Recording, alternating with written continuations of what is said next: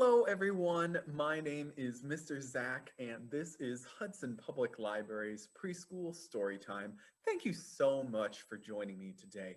All right, so I'm excited for this one. Happy Earth Day. So, we are here to talk about the Earth, our planet that we live on. And so that is this week when I'm recording that. If you're watching this some other time, don't worry, that's just as fine too. You can still join in with us. So, to start out, I'm going to give you a few ideas of some of the books that I think are fun to read around this time of year or any time of year when you're wanting to talk about our Earth. So let's get started on this. So a few of these are from the nonfiction and a few of these are from the early readers. And I've even got a board book in here. So we've got a good variety going in. So variety means there's lots of different kinds. All right, so the first one we've got is Ocean Sunlight, How Tiny Plants Feed the Seas. And this is by Molly Bang and Penny Chisholm.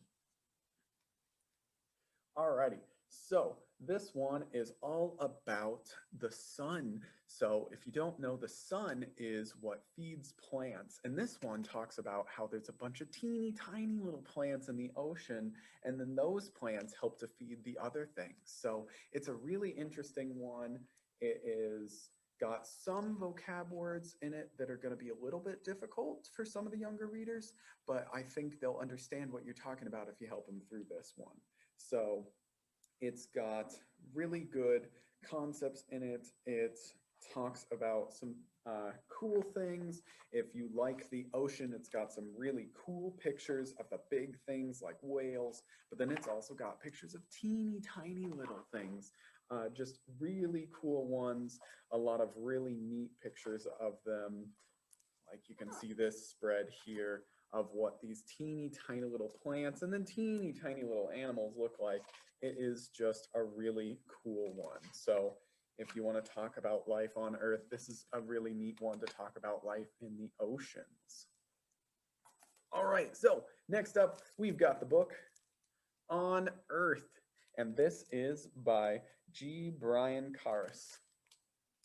All right, so this one talks all about going on a ride in space. How does that sound?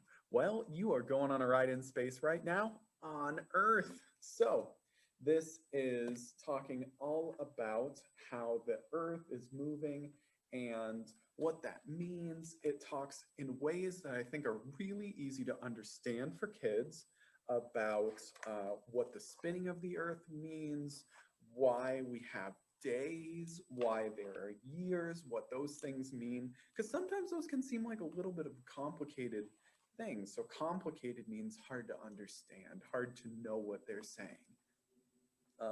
And it's even got, I think this is one of the coolest pages in here, is it talks about what the months of the year actually mean with going around the sun, and it's really cool. So really neat book here. I love that the front cover shows during the daytime, and then the back cover shows nighttime on the other side of the world. It's a really neat book.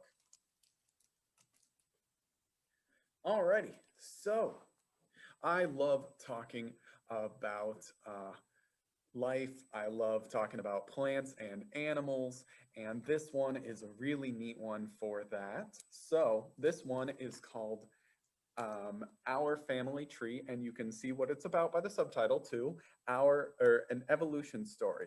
And this is by Lisa Westberg Peters, illustrated by Lauren Stringer.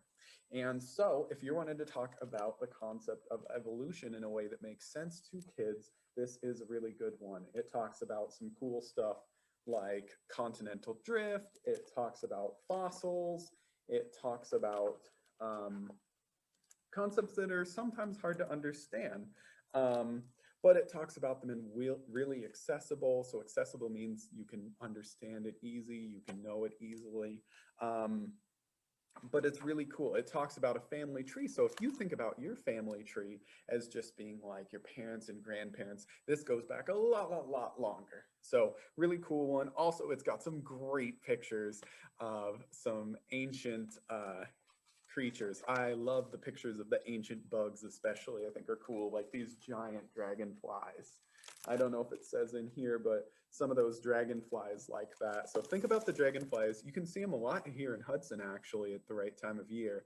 And we've got ones that get maybe about that big, but back then, about when the dinosaurs lived, they had ones that got about maybe that big. I don't know, about somewhere between there and there.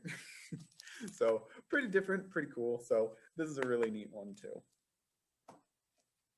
All right, so keeping on the topic of animals, so this one I think is just a really fun one to look at.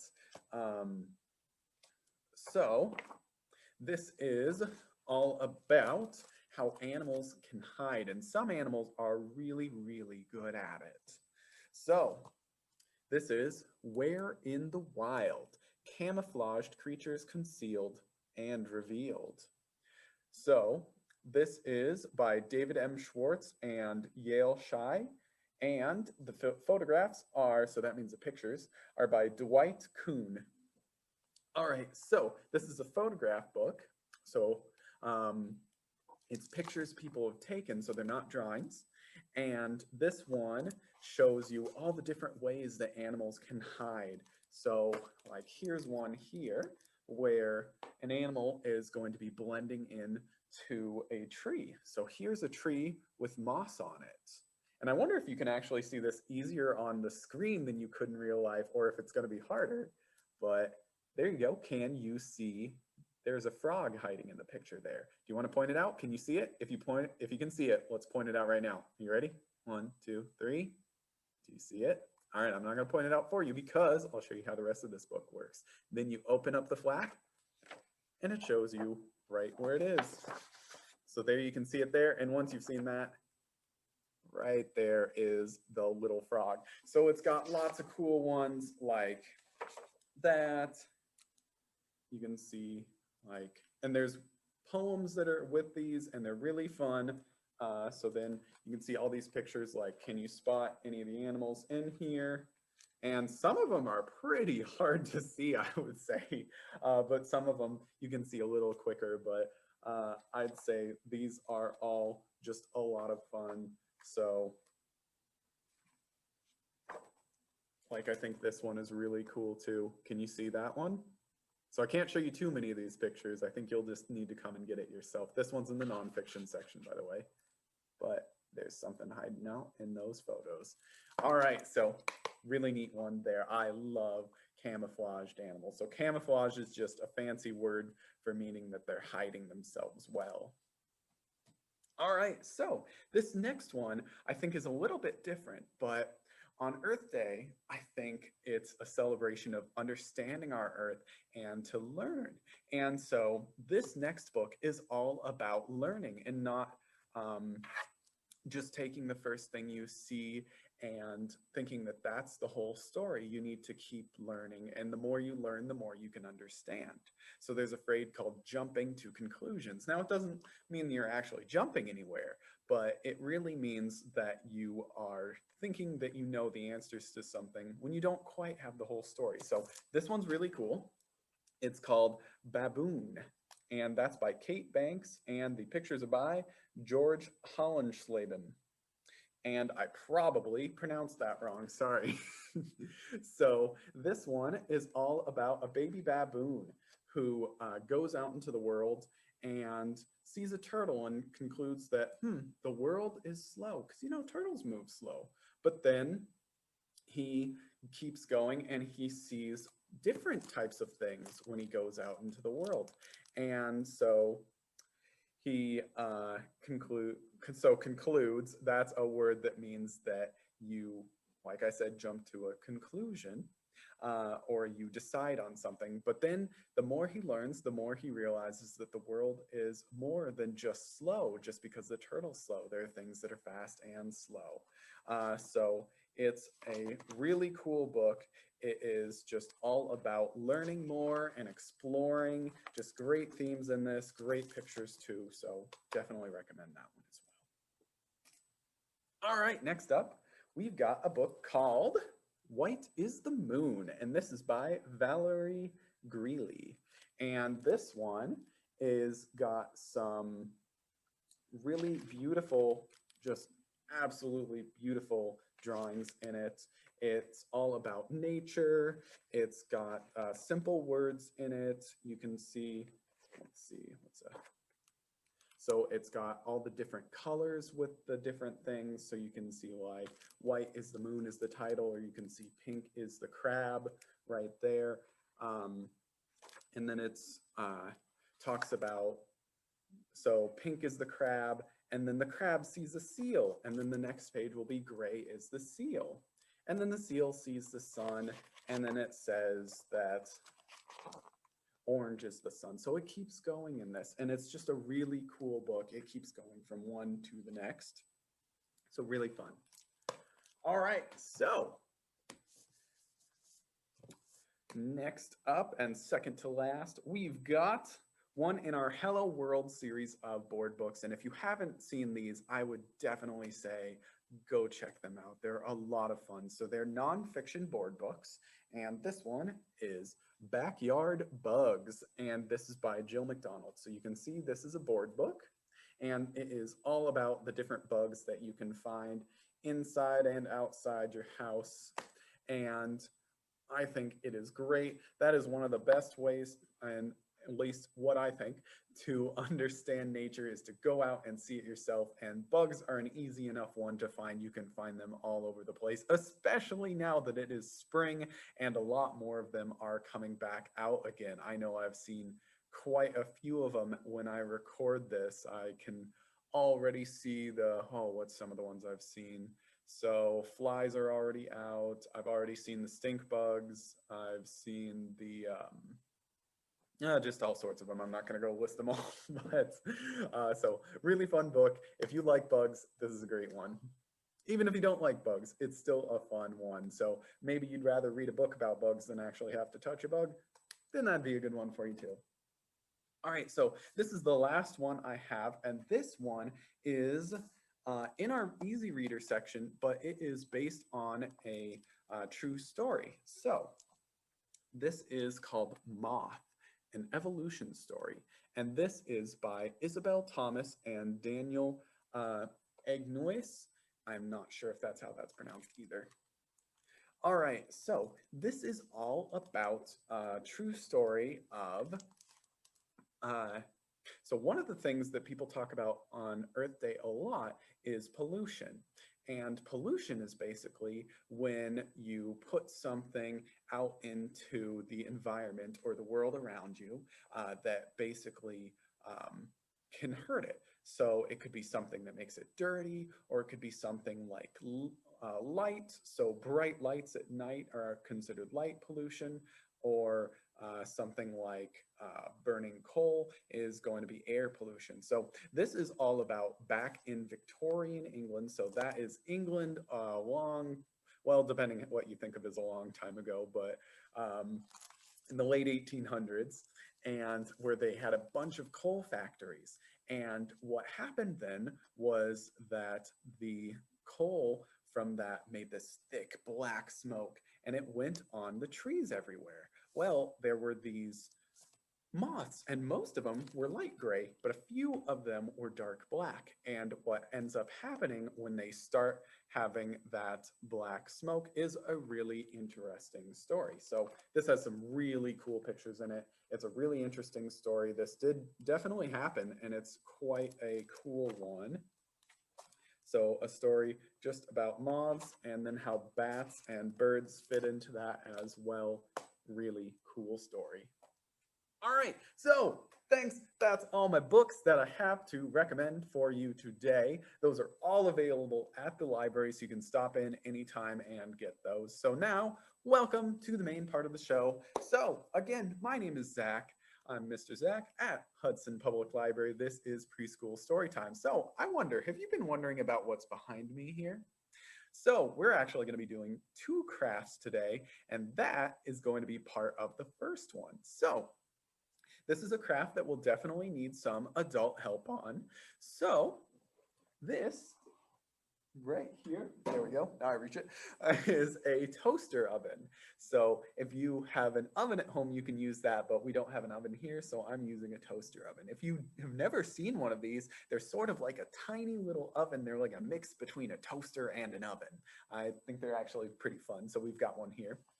And we're going to be making an earth craft here. And in the true spirit of Earth Day, it's going to be a recycled craft. Actually, both of them today are. So let's get started on that. So what do you need? All right. So to get started on that, you're going to need just a couple things. You're going to need some crayons.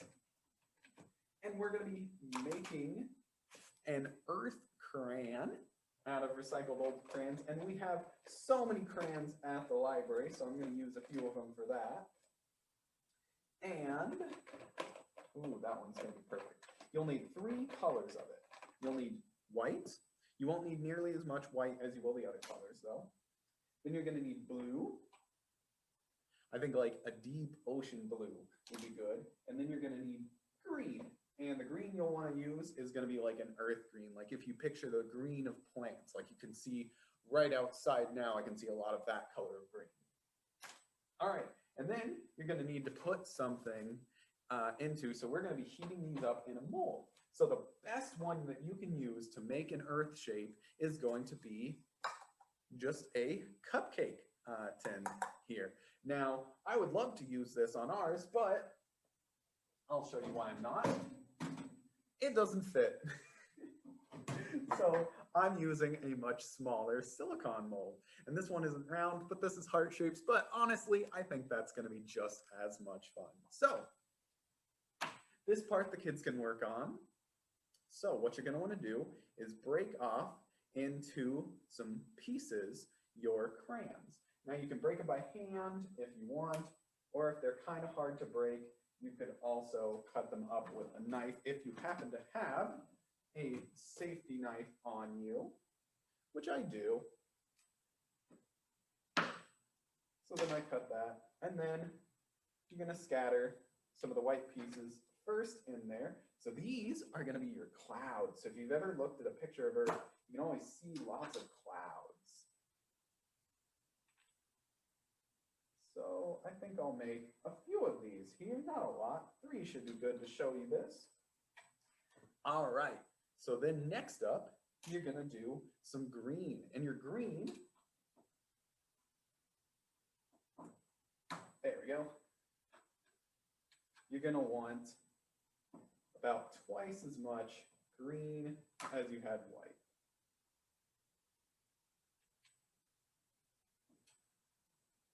But your numbers don't have to be the same as mine. You just want it to look like Earth. And if it doesn't look just like Earth, that's fine. It's your own planet. If you want to make Mars, you can make one of these too. Just do a couple different shades of red. So the reason it worked well, the best in these big pans is you can make them a lot taller than I'm going to make them here. So because I'm making them in these little pans, I can't make them nearly as big because those aren't as tall. And you can make these as big as you want. You can fill up the container, do what you want for them.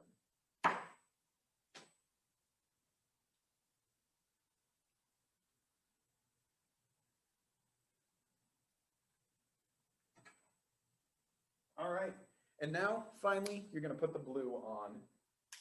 And there's about twice as much water on Earth as there is land. So I'm going to do about twice as much blue as I have green. I'm going to leave those in bigger chunks too. So this works especially well if you have broken crayons.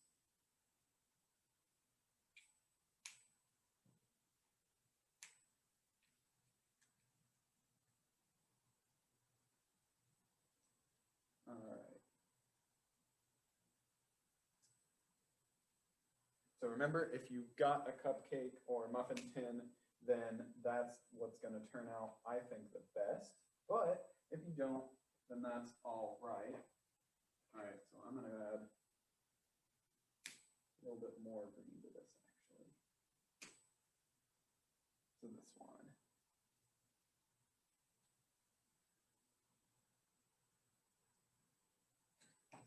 All right, and then you're going to bake those. Now you don't need that to be very hot, you're just melting crayons.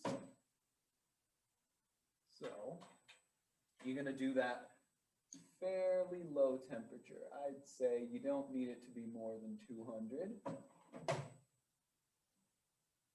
And set that for a few minutes and we'll check on that. And so while that's going, I think I can read you a story.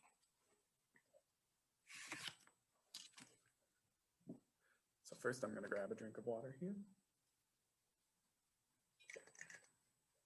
All right, got that plugged in and it's going. So this will probably only take a few minutes for you. It's going to take just a little bit longer for me, I think, because I'm doing a toaster oven, but that'll work just fine. Alrighty, so I've got a story ready to read you here. So I'm going to go ahead and do that. Hopefully the ticking in the background isn't too distracting for you. And then after that, we've got another craft that we can do. All right, so, and I'm sorry because I'm probably going to mispronounce some of the names in this book that I'm reading to you as well. So this is Dates and the Whale Shark, and this is by Kelly Case, and the illustrations are by George Carrara. All right, and this one, I got the permissions to read. This is, let's see.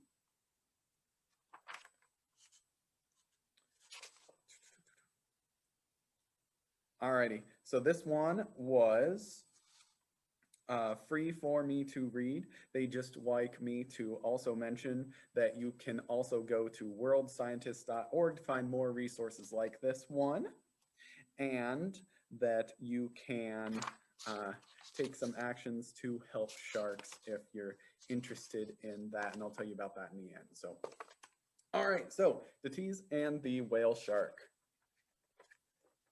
All right, so here we go. Let's see, I gotta move so I can read this to you a little bit better here. This story is about Dates, a fisherman's son, and Splash the talking whale shark. The story takes place on Mantanani Island off the northwest coast of Malaysia. Do you know where Malaysia is? If you don't, that is okay. So here's Dates, and that is Splash the whale shark right there. Have you ever seen a whale shark? Well, if you haven't, that is what a whale shark looks like. So they are actually sharks and they are really big. That's why they call them whale sharks, is because they look kind of like whales. All right. When this doesn't have a cover, it's kind of hard for me to hold. So every day after school, Dates meets his father on the shores of his island, Mantanani. They take their boat to the coral reefs to catch fish. Dates loves the sea, especially swimming with the sea creatures. Dates and his father catch many types of fish to sell at the market and to cook at home. The sea is so important to the people of Mantanani. Fishermen catch fish to sell at the market, and people buy them to cook and eat. All right, do you see them catching fish there? And then what are they doing there? Yeah, that's the market where they're getting the fish.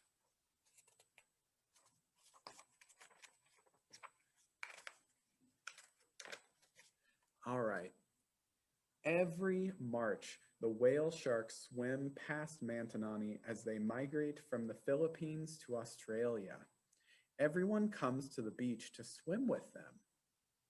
While sharks are the ocean's largest fish, did you know that? Sharks are the largest fish in the ocean. So remember, whales are bigger than sharks, but they're not fish. They can live to be 100 years old. Despite their enormous size, whale sharks are gentle and kind. They spend most of their time near coral reefs eating tiny sea creatures called plankton. So I bet some of you have heard plankton before, and I bet I can guess where you've heard plankton before.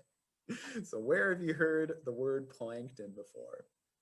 All right, so you might have heard plankton as a name from SpongeBob. So the character Plankton in SpongeBob, yes, is a plankton.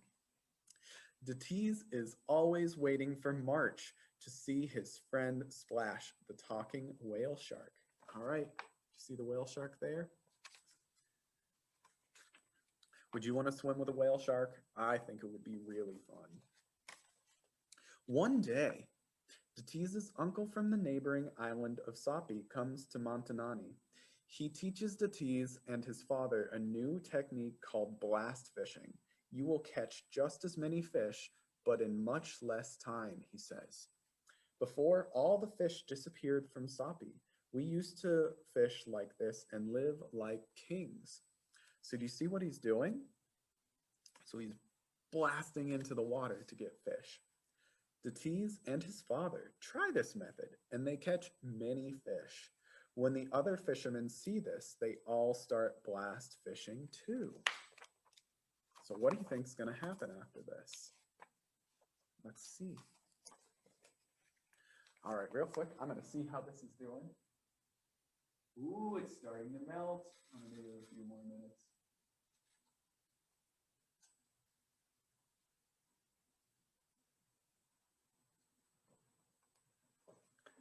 All right, so soon March arrives, and the people of Montanani are more excited than ever. Datiz dives into the water to find Splash. The two friends swim around the coral reef and talk about the adventures they have had since they last saw each other. You see them swimming right there? Have you ever seen a coral reef? So if you haven't left Iowa, you might have only seen one on TV. They are very cool. All right. Suddenly, they hear a loud boom. They see a mess of bubbles, broken coral, and dead fish floating to the surface. Terrified. So do you know what terrified means? It means really scared. Datiz hops on Splash's back, and they swim as fast as they can towards Datiz's boat. There, they see a fisherman from Datiz's village throwing fish bombs into the water. Oh, so just like he heard his uncle was doing. Datiz had never seen blast fishing from underwater. He is horrified to see that. So, what does horrified mean? Do you know? So, horrified means really just upset about it. So, not happy. He's horrified to see that it is destroying the coral reefs. Splash says, I'm worried I won't see you next year. I saw this happen on another island, and now we whale sharks can't stop there because there are no more coral reefs and plankton for us to eat. So do you see the coral there? So here's the healthy coral, and here's the coral that's not there anymore. All right. Stop, Datiz yells at the fishermen. The fish bombs are destroying the coral reefs. What are you talking about? Asks the fisherman. You have to stop throwing the bombs, or the reefs will disappear, and the whale sharks won't come back next year, exclaims Datiz. Do you think they'll listen to Datiz? Let's find out. This is how everyone catches fish now. I cannot afford to catch less fish than the other fishermen. I need to sell them at the market, says the fisherman. So what will Datiz do here? What would you do? Datiz makes a plan. He will tell all the fishermen on the island about what he saw. To fix this problem, all of the fishermen have to stop blast fishing. But when Datiz approaches the fishermen, his father explains, blast fishing has given us more fish to sell at the market, and the merchant doesn't care how the fish are caught. Detiz realizes this is a bigger problem than he thought. What will he do? So, Detiz realizes it's not just the fisherman. Oops. He decides to talk to the merchant. The merchant explains, since the fishermen have started selling me more fish, more chefs have been buying fish from me. They don't care how the fish are caught. So, Detiz goes to his local restaurant to meet the chef. The chef tells him, since the merchants have so many fish, I have been buying them cheaply and selling meals at lower prices. My customers love the low prices. They don't care how the fish are caught. How does that make you feel? How do you think it makes Detiz feel?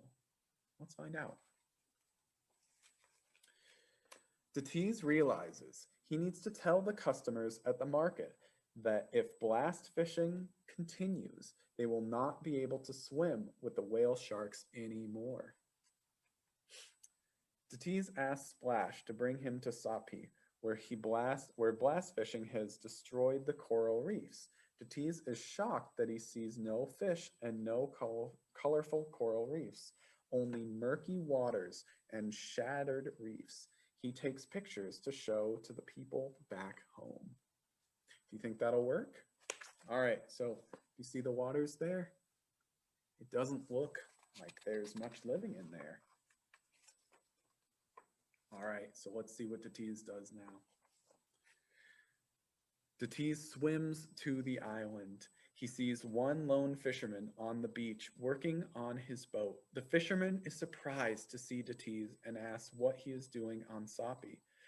Detiz replies, I am here to learn about what happened to your coral reefs. Can you tell me the story? All right, so here's the fisherman's story. It is a very sad story. Our island used to be full of fish and beautiful coral reefs. The whale sharks would come every year until we started blast fishing. We were catching so many fish, and no one cared about the reefs. We were just happy to have a surplus of fish. Finally, one year, the whale sharks did not come, and there were no more fish to catch.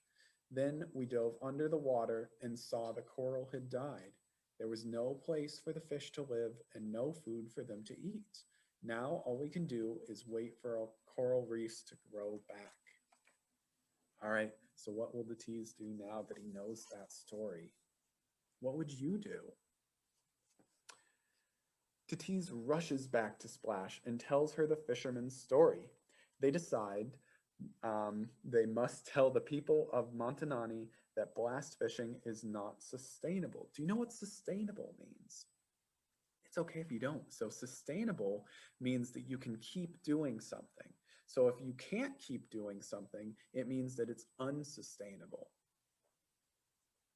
If people continue blast fishing, soon there will be no more coral reefs and no more fish for people to eat.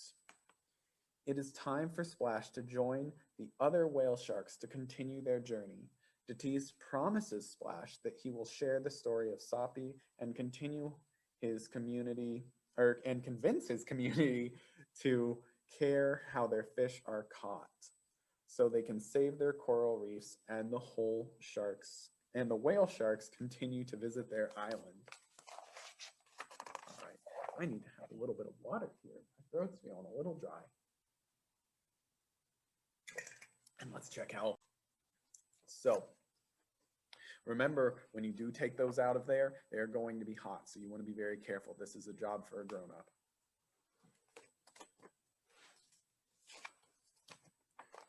All right. Detiz. There we go. Detiz works all night printing out the pictures from the coral reefs of Sapi and learning more about the terrible effects of blast fishing. There we go.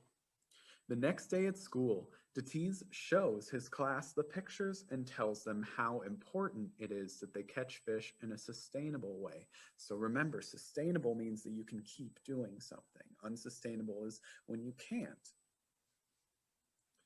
One student asks, but what can we do? Detiz explains, when we buy fish, we have to demand that the fish be caught in a sustainable way. If not, soon we won't have any fish, and worst of all, the whale sharks will stop coming.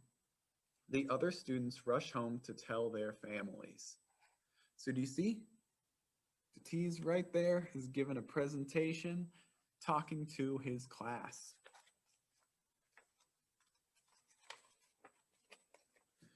All right. A few days later, the chef asked to speak with Detiz. All of my customers suddenly want the fish I cook to be sustainably caught. What do I do? Detiz shows his pictures of Sapi and explains that even though the chef has plenty of fish for his customers now, it is not sustainable. Soon, there will be no fish for him to serve. The chef says, I will no longer buy fish that have been caught using fish bombs, and I will encourage, so encourage means that you'll tell them that you want them to do something. So I will encourage the other restaurants to do the same. We must share your story with the merchant. So it sounds like Detiz's plan is starting to work. Let's see how it goes. Detiz and the chef go to the merchant. The merchant says, suddenly, my customers won't buy fish that were not sustainably caught. I don't understand. Detiz shows him his pictures of Sapi and explains that even though she has many fish to sell right now, she soon will have none. The merchant tells him, I will no longer accept fish that were caught with fish bombs. We must share your story with the fisherman. All right, so how do you think the fisherman will react? Let's see. Detiz, the merchant, and the chef go to speak with the fisherman. The merchant tells the fisherman that his customers will not buy fish that were caught with fish bombs. We don't understand. If we are able to catch so many fish, how can this be unsustainable? Asks the fisherman. How would you answer that question? What do you think? Well, Detiz shows them his pictures of Sapi and explains that even though they have plenty of fish now, in a few years there will be no coral reefs and no fish. Detiz's father listens with tears in his eyes. He says, I am so sad that our friends on Sapi have no more coral reefs and no more fish to eat. We will share this story with the other fishermen.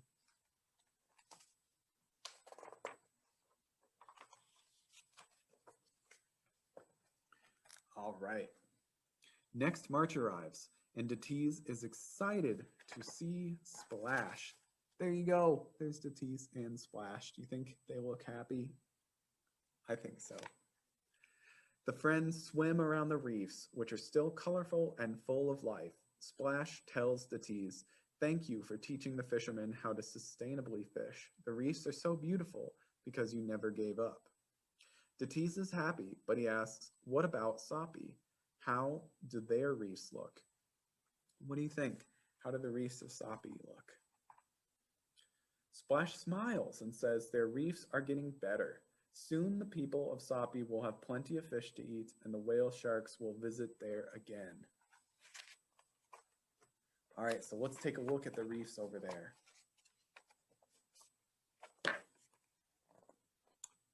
One year. If we protect the coral reefs from further damage, over time they will recover. So there's 1 year. Doesn't look like there's many reefs. There's 10 years. Look at that. There's a few reefs coming back, and then I can see a few fish starting to swim in. And here's 50 years. Look at how nice those reefs look, and look at all the different fish. And look, there's even a starfish there. You see it? Oops. Right there, starfish.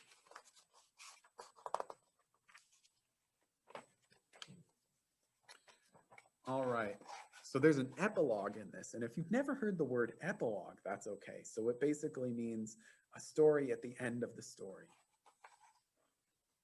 50 years have passed, and the whale sharks continue to migrate from the Philippines to Australia, so that means they move between those places.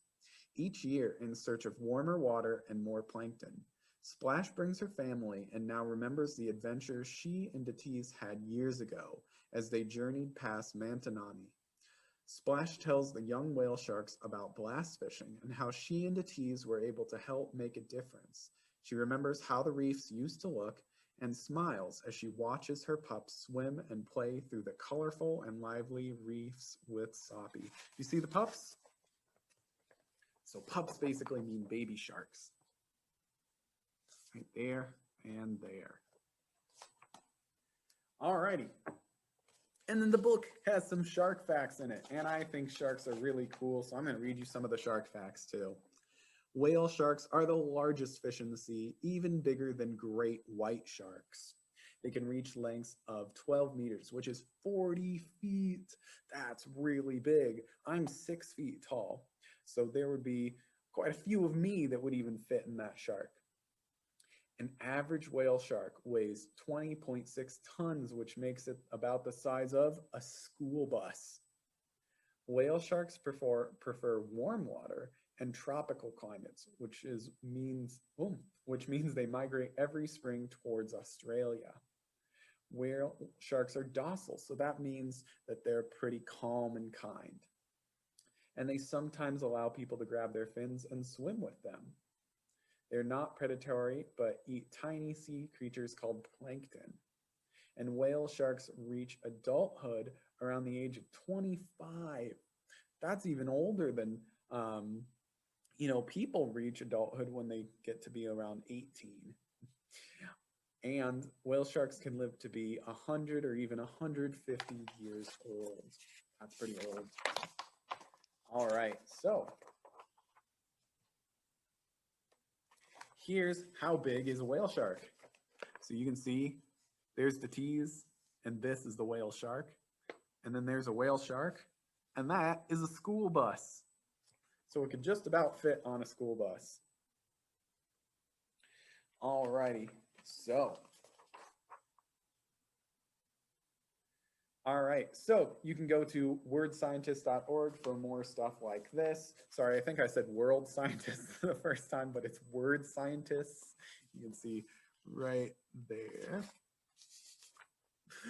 And so if you want to do some more for whale sharks, then you can adopt a shark if you would like. So that's what they call symbolic adoption. So that means you're not going to actually get a shark, but they'll adopt a shark for you, and they'll send you a little plush whale shark right there. And you can do that through the World Wildlife Foundation. All right, so what did you think about that book? What did you think about Datiz and what he was doing? Would you want to do something like that? All right, so what do you eat? And is what you eat made and caught in a sustainable way? It's a good question, and it's something that you can always be thinking about when you're eating. So thank you for listening to that story. I think that was a really fun one. So now let's see how our crayon things have turned out here.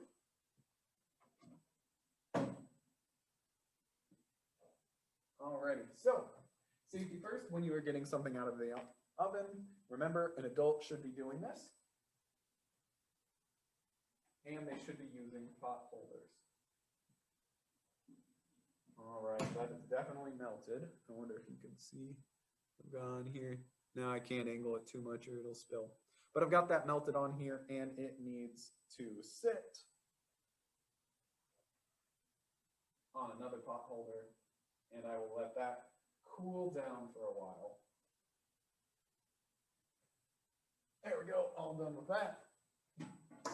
All right, now we've got another craft to work on. And I think this one's going to be a lot of fun as well.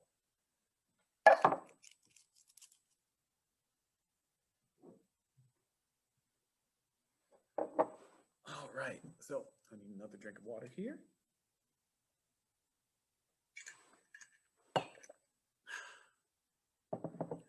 All right, so you're going to need a few different things for this. So I've got a can, or any type of container will do. I think it helps if it's got a round opening on it. So remember, there's a couple different kinds of can openers if you are using these. We're using the ones that make the sharp part on the part that gets taken off, but there are some can openers that will open the sharp part on this. And if you do that, you got to be really careful not to get cut. You're going to need some seeds. And you're going to need some paper. So we've got blue paper and green paper. Now, this paper I took, you're going to want about twice as much blue paper as you do green. So I did a half sheet of green paper and a full sheet of blue paper. And then I ripped it up and I put it to sit in some water. So you'll want to let it sit in that water for at least a couple hours. Now, I did this a few days ago, so this has definitely been soaked in this water long enough. But it's going to make it so it's really easy to tear. So see, it just rips apart like tissue paper. All right, so what we are going to be doing is making, oh, and you will also need a rubber band and a rag. So what we are doing now is we are going to be making a little recycled paper earth, but it's going to be extra special because within this recycled paper, we're going to be putting some seeds. So you will actually be able to not only recycle this paper, but use it to plant your very own plant. Now, I've got some seeds here from the seed library. And let's see, what do we have? I believe this one is celery. And this one is broccoli. So those will be great to have. So, all right. So the first thing you'll want to do if you haven't already is put your paper in here. Now, it's really important to let it sit for a while if you're doing it just like I am. Now, if you want to make it easier for yourself, there's something else you can do. So I'll tell you how to take that shortcut if you would like. All right, so take your can and then put your rag over the top of it like this. And then take your rubber band without almost dropping it and then put it around like that. So it's almost like a drum. So it'll look like a drum here. All right. Perfect. So now what we're going to do is make a little paper earth. So I'm going to start with some blue paper. So I've let this soak in here for a while, but if you haven't done that, you can also just put this all in a blender and you can get it all blended up and then it's going to just be a paste you can work with. But since it rips up like this, am pretty good just ripping it into pieces. And then you're going to start laying that all along the top here. So you'll start with your layer of blue.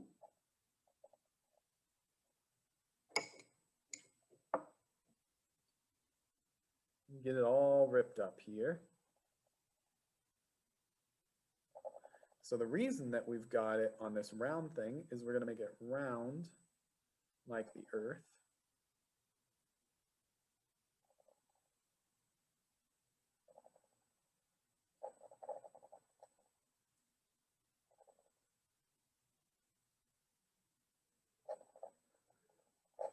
So hold it there and start pressing it down like that. I think we can get some green on here too. Now my green one bled into my water a little bit. So when I say that, bled, it doesn't mean actual blood, it just means that it went into the water. And let's get these.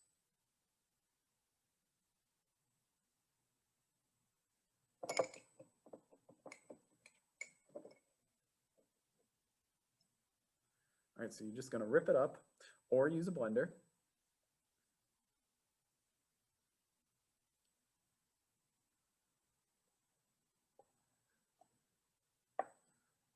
And then you can push it down and then pull this like this, and then the water is going to sink right into your can.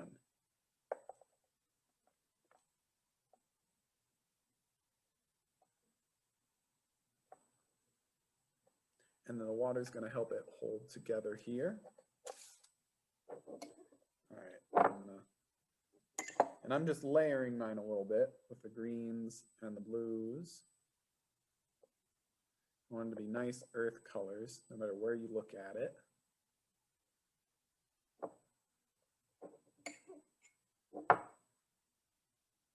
And then as you're putting these layers, you can also start to put in some seeds. So you're just going to sprinkle some seeds into this. Now, if you use a blender, this is going to work especially well. And if you're using a blender, you are pretty much actually making new paper. This, I'm just making it sort of like a paper mache.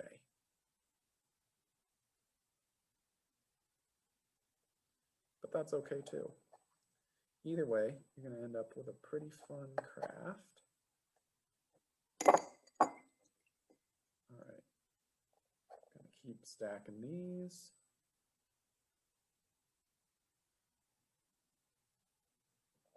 Then I'm going to put a layer of my other kind of seeds on this.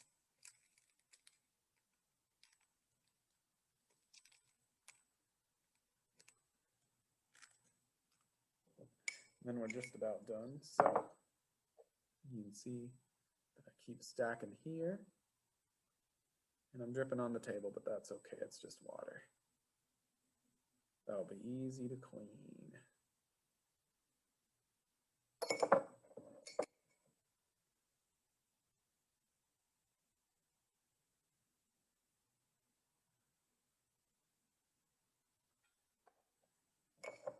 Let's use up all my paper that I got here.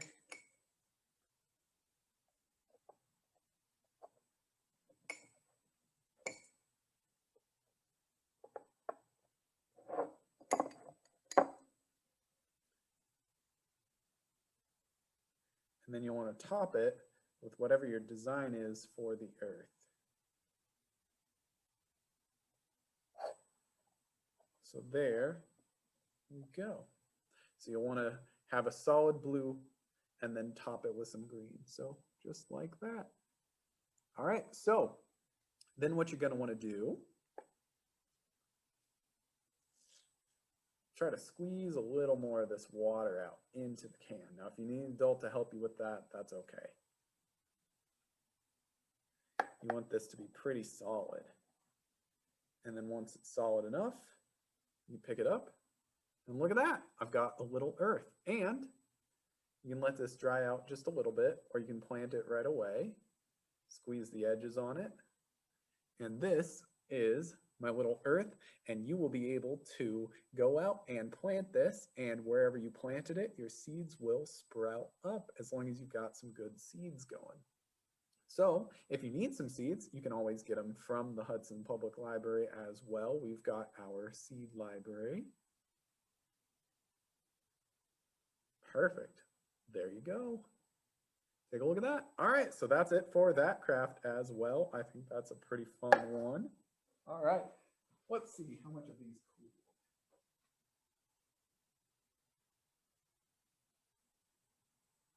Still pretty warm, but let's see if I can break it out of here.